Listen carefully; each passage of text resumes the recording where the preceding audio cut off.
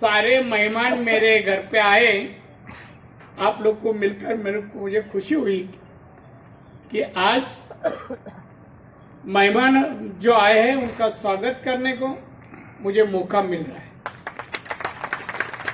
मैं आप सभी को मिला, जब आप खड़े थे सबको मिला।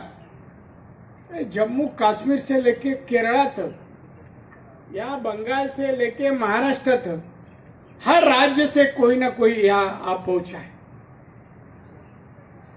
हम भारत सरकार के जिन्होंने नियोजन किया, प्लानिंग किया है, उनको भी धन्यवाद देता हूं। जब मैं देखा कि भारत के सभी राज्य से लोग आए हैं, मैं घूमते घूमते आया तो एक मिला, वो मेरा गांव का भी एक कारागिर था। बोला साहब मैं मालवन का हूं। Very good. तो इसका मतलब कि भारत के सब कोने से लोग आज आए हैं। आज आपने देखा होगा, दिल्ली देखा, लाल किला देखा। लाल किले पे हमारे पंतप्रधान माननीय नरेंद्र मोदी जी, इन्होंने देशवासियों के लिए 140 करोड़ लोगों के लिए जो भाषण उन्होंने दिया, जो विचार रखे, वो आप लोग ने भी सुने हैं। पिछले 9 सालों में जो कार्य हुआ, काम हुआ, लोगों के लिए, गरीबों के लिए, हर क्षेत्र के लोगों के लिए, वो भी उन्होंने पेश किया, आप लोग के सबके सामने रखा। आगे 25 साल में क्या करना चाहते हैं? भारत हमारा अमृत काल में 2047 में 100 साल भारत के आजादी को पूरे हो जाएंगे, तो भारत आत्मनिर्भर महासत्ता बन जाएगा। ये भी उम्मीद उन्होंने आपके सामने रखा है। हमारे पंतप्रधान हमारे देश के 140 करोड़ लोगों में जो भी लोग गरीब हैं, जिनको रोजी रोटी का प्रश्न है, ऐसे लोगों के ऊपर पहला ध्यान देते हैं। विश्वकर्मा में काम करने वाले कारागिर,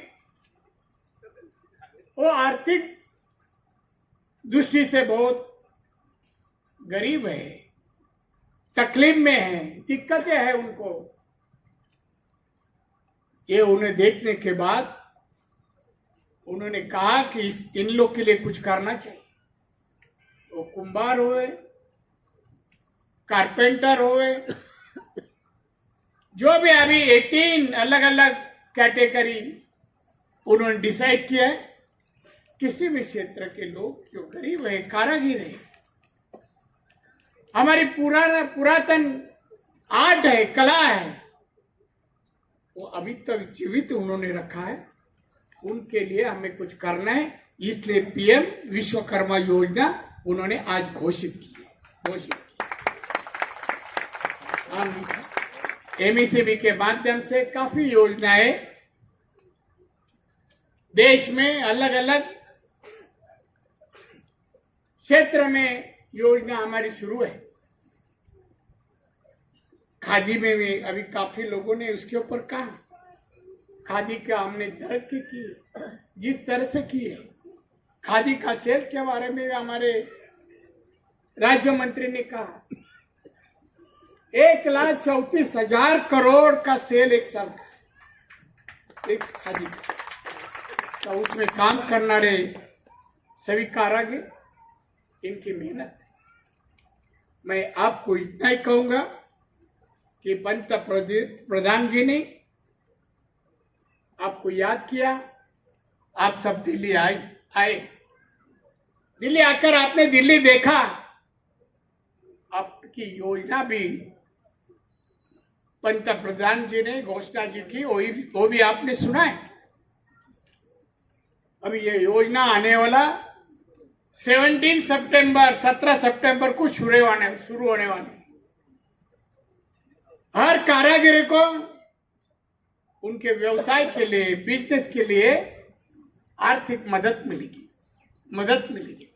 तरक्की करने के लिए एक रास्ता सरकार दे रही है। उसके माध्यम से आप तरक्की कर सकते हैं। और इसलिए एक अच्छा मौका पीएम ने खुद होकर आप लोगों के लिए रखा है। For us, when we get an opportunity to celebrate not only where the nation started, I'm not talking about 1947, where the Prime Minister took us much deeper into history. From 1947 to 2014, 2014 to 23, not only because we are the 5th largest economy today and we are on the way to being the 3rd largest or amongst the 3 largest economies, but today I think thanks to IOCL and others, we can be justifiably proud of what all of you, our sports superstars, have not only done in terms of bringing laurels for the country, your own hard work, your team efforts, those who have encouraged you. But I think if I saw a haul of medals recently in a competition, I've been a sports fan all my life. तो कभी ऐसे लगता था कि कुछ ऐसे sports हैं जैसे क्रिकेट, जहाँ पे सॉलिड स्पॉन्सरशिप और बैकिंग होती है, कुछ और टीम इवेंट्स है हॉकी जिसमें है। पर मुझे खुशी इस बात की है कि आपने जो स्पोर्ट्स एंथम बनाया और बाकी आपकी जो स्प्रेड है, that covers every game, and I think for that I don't know whether you cover archery, but I have an archery academy in my adopted district, Sonbhadra. And I was looking at what we've done, not only at the regional, national level, but what we are capable of doing at the international level. तो मुझे सबसे पहले तो मैं कहना चाहूँगा कि personally बड़ी खुशी होती है कि पिछले कुछ सालों में हम स्पोर्ट्स को we are giving it the importance it deserves. मैं ये नहीं कह रहा हूँ कि पहले नहीं हुआ, but एक special effort is being made. और जो स्पोर्ट्स मैन है और स्पोर्ट्स पर्सन्स है, और मैं cutting across line, I think this is just the beginning. I think the best years are ahead. तो मैं आपको इसमें there's some very touching human stories. अभी मुझे बताया गया कि कृष्णा पाठक जी की बताई जाती है. Sorry, where is she? I mean, fantastic. I mean, what I have heard about, your family shifted from Nepal, is it? Yes. And you were born in India, Kapurthala, and you came to the Surjeet Hockey Academy in 2006. And you had to face many adversities. I mean, your loss of your mother. Then you played for India in 2016, and your father passed away in 2016. Then you joined PNB, and a few months ago, you took him on there. And I'm sure he'll bring great laurels to you also. So I'm very happy. Okay, I mean, individual stories, I don't know, I just cited that as an illustration. I'm told that Mr. Vaidya, apart from being the 7th largest company in his field in the world, and he keeps telling me that silver medalist let's keep pulling his leg. But he has 20 Olympians and 33 national awardees. So I think you're doing quite well. You get a few more Olympic medals, and we'll celebrate you even more. Sir has adopted the Paralympic sport as well. I know. I was coming to that.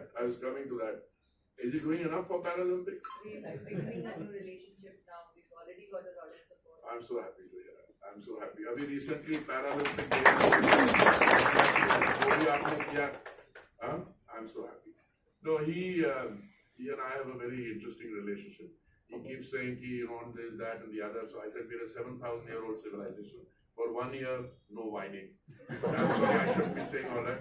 No, I'm very happy. I want to place on record. I'm very happy that IOCL and others also, but IOCL in particular, are doing a lot for sports and for other areas. But sports, I think, if you heard the Prime Minister's speech today,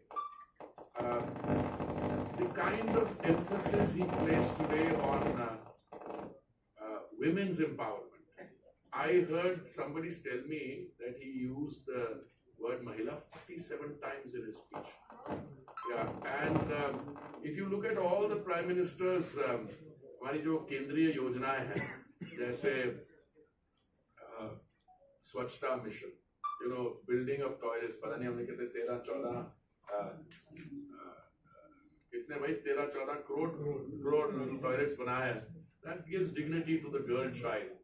हमारी प्रधानमंत्री आवास योजना में ग्रामीण और शहरी क्षेत्र के आप मिलाएं तो 3 करोड़ हमने आवास सैंक्शन किए हैं, और मलिकाना हक जो आवास का है वो घर की महिला के नाम पे और को ज्वाइन की. तो हमारी जो उज्ज्वला योजना है उसमें 9 करोड़ 60 लाख हमने कनेक्शंस दिए हैं. और जब आप किसी हमारी बहन को या हमारे माताओं को आपसे गैस कनेक्शन देते हैं इस किस्म का, उनको ये कोयले से और केरोसिन से मुक्ति मिलती है. So I could go on listing our schemes, but PM also specifically referred to sports today and Paralympics also. So I think that I don't want to mince words. I think you've done the country proud, and I think that is what we are celebrating. In the spirit of national anthem singing and the sports anthem. So thank you all very much. I'm sorry because the program is so tight today. I have to go now because Prime Minister also referred to the Parliament being built. So I'm having another function to greet the Shrieks who helped build the Parliament. So I know, so it was done at somewhat short notice, this program. But I promise you, next time you come, we will offer you a more comprehensive. Maybe we can organize an evening sometime when the weather is. वहीं पर प्रधानमंत्री नरेंद्र मोदी जी ने एक अनुभव प्रयास किया जहां vibrant village programme की शुरुआत की. पुरानी सरकारों के समय आपको ये बॉर्डर विलेज कहते थे या बैकवर्ड विलेज कहते थे, इनके पिछड़ा हुआ था. अब वाइब्रेंट विलेज कहते हैं कि जीवंत गांव, पहला गांव.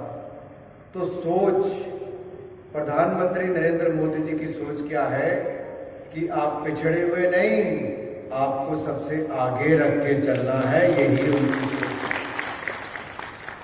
और ये केवल क्या एक उदाहरण है, नहीं, दूसरा एस्पिरेशनल डिस्ट्रिक्ट का उदाहरण है. अब इसको भी बैकवर्ड डिस्ट्रिक्ट के पहले कहा जाता था.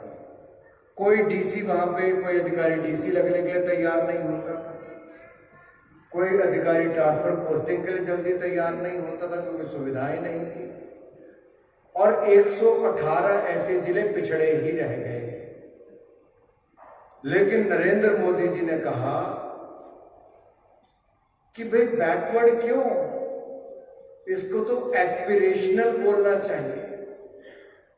और केवल कहा नहीं एस्पिरेशनल, आज अगर आप मानदंड और मापदंड पे देखेंगे तो ये 118 जिले जो देश के हैं वो बाकी जिलों के बराबर या कई उनसे भी बहुत अच्छा अपने राज्यों में कर रहे हैं. ये मोदी जी ने मात्र 4-5 वर्षों में करके दिखाया है. और ऐसे पिछड़े जिलों में जैसे चंबा है, वहां पे मेडिकल कॉलेज खोलकर दिया, हाइड्रो पावर्स लेकर आए. ऐसे अन्य और जो जिले देश भर के हैं वहां पर बड़े बड़े प्रोजेक्ट और परियोजनाएं लेकर आए हैं. तीसरा उदाहरण है, पहले कहते थे डिसेबल्ड, विकलांग, अब कहते हैं स्पेशली एबल्ड, दिव्यांग. ये केवल शब्दों का हेरफेर नहीं है, यहां पर कैटेगरीज भी 7 से बढ़ाकर 21 कर दी गई और दिव्यांगजन के लिए बजट बढ़ाकर दिया गया सोशल जस्टिस एम्पावरमेंट मंत्रालय में. और इस अब की बार जब हमारी पैरालंपिक गेम्स हुई और डेफ ओलंपिक गेम्स हुई तो इन दोनों गेम्स में पिछली बार हमारे 19 खिलाड़ी कुल गए थे, लेकिन इस बार हमारे 19 मेडल जीतकर लाए हैं, आज तक के सबसे ज्यादा मेडल जीतकर लाए। तो मैं उदाहरण के रूप में आपको 3 चीजें कही, एक vibrant village programme, aspirational district programme और स्पेशली एबल्ड। ये केवल शब्द नहीं बदले, सोच बदली है और एक नई दिशा देने का काम किया है। और जब मैं सेक्रेटरी महोदय को सुन रहा था बॉर्डर मैनेजमेंट पे काम करने वाले, आप कल्पना कीजिए भारत सरकार ने ये तय किया है कि जो हमारे वाइब्रेंट विलेज है उनके लिए सड़कों से जोड़ने के लिए हजारों करोड़ रुपए खर्च करने हैं, तो करने हैं। सारे गांव को सड़कों से जोड़ना है तो जोड़कर तैयार करना ही है। और अभी मैं कुछ ही दिन पहले लद्दाख गया था, तो जब मैं लेह में उतरा तो मुझे उतरते वहां पे कहा कि आप एक दिन के लिए एक्लेमेटाइज अपने आप को कर लीजिए। मैंने कहा मुझे कहीं पे एक्लेमेटाइज करने की जरूरत पड़ती नहीं। और मैं पहले ही दिन उतरते ही सीधा मैं कहां पे गया, करजौक गया। लेह से 211 किलोमीटर दूर है, 15,000 फीट की हाइट पे है। और जब मैं रात को 10 बजे पहुंचा तो मैं किससे मिला? आईटीबीपी की 37वीं बटालियन के अधिकारी और उनके जवानों से मिला, जो रात को 10 बजे भी इंतजार कर रहे थे।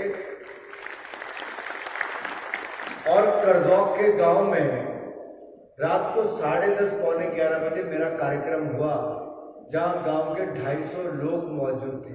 आप कल्पना कर सकते हैं 15,000 फीट की हाइट पे आपके 250 से ज्यादा लोग रात के पौने 11 बजे, पहाड़ों में कौन जागता है पौने 11 बजे, रात के 10:45। और बहुत शानदार उत्साह था लोगों में। उत्साह इसलिए था कि जो इतने वर्षों में नहीं हुआ वो वहां पे हुआ। बिजली की तारें डाली जा रही हैं, सोलर वहां पे पैनल्स लगाए गए हैं, अस्पताल की आयुष्मान भारत जैसी सुविधाएं दी गई हैं, जल जीवन मिशन का पानी आधे से ज्यादा घरों तक पहुंच चुका है, इस साल के अंत तक बाकी घरों में भी पहुंच जाएगा।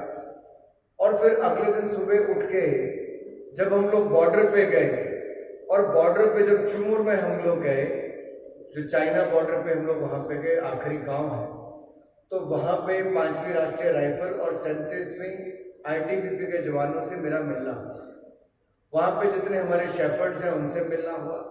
चुमूर गांव में जो हमने स्कूल बनाया है, रहने के लिए घर बनाए हैं, पक्के मकान दिए हैं, वो सब देखने का अवसर मुझे मिला। और मुझे जानकर प्रसन्नता हुई कि जो पहले योजनाएं कांग्रेस की सरकारों में केवल बड़े बड़े पंचायतों तक रह जाती थी, बॉर्डर तक नहीं पहुंचती थी, आज हमारी योजनाएं बॉर्डर विलेजेस तक पहुंच रही हैं और हम वाइब्रेंट विलेज बनाने का काम पूरे देश भर के बॉर्डर पे कर रहे हैं। लेकिन मेरा एक अनुरोध सभी पंचायत के प्रधानों से रहेगा, ये आप सोचिए मत कि 1 साल का कार्यक्रम है। हमने तो अभी शुरुआत की है।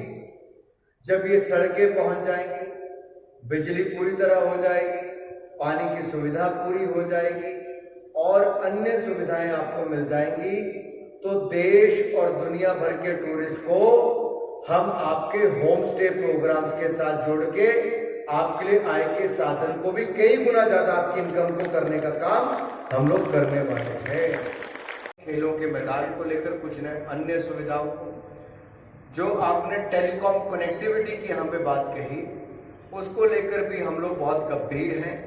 और हमने अभी हजारों करोड़ रुपए मंजूर किए हैं, जिसमें हजारों टावर्स हम केवल बॉर्डर पर और LWE एरियाज पर, लेफ्ट विंग एक्सट्रीमिस्ट एरिया में, हम ये सारे टावर अगले 1 साल के अंदर लगा कर दे देंगे और आपको 4G कनेक्टिविटी तक मिलकर तैयार हो जाएगी। मैंने अपने विभाग को भी कि कहां पे रेडियो का सिग्नल आता है, कहां पे नहीं आता, कहां बॉर्डर पे दूसरे देश का सिग्नल अगर अंदर आता है और हमारे रेडियो का नहीं आता है, तो आपको जाने से पहले आईटीबीपी के अधिकारियों को बताना है।